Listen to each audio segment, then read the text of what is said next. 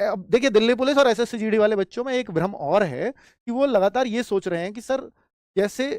Selection post का हमने exam देखा उसका पैटर्न पूरी तरह से ही बदल दिया,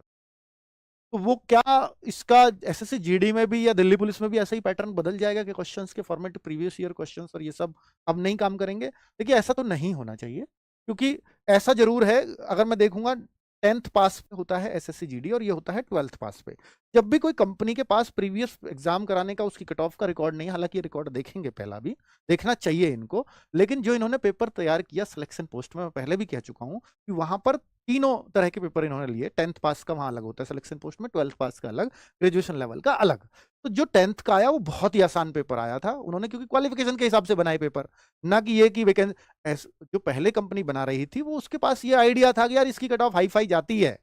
तो इसका पेपर भी ठीक ठाक बनाना पड़ेगा क्योंकि वैकेंसीज कम है, तो उस रेशो में वो बनाने लगे थे, वो एडजस्ट हो चुके थे इस चीज के साथ, इस सिस्टम के साथ। लेकिन अब जो बनाएगी नई कंपनी वो 10th का पेपर आसान ही रखेगी ना, और काफी आसान रखेगी। तो किया उन्होंने सिलेक्शन पोस्ट में 10th बेस का पेपर देखो बहुत आसान है, 12th पेपर का थोड़ा सा टफ कर दिया, ग्रेजुएशन लेवल के में पूरा चेंज कर दिया है, 360 चेंज है आप ये समझिए। उसको थोड़ा टफ बनाने की कोशिश की है इन लोगों ने। हालांकि जो एसएससी की पहली जीएस होती थी,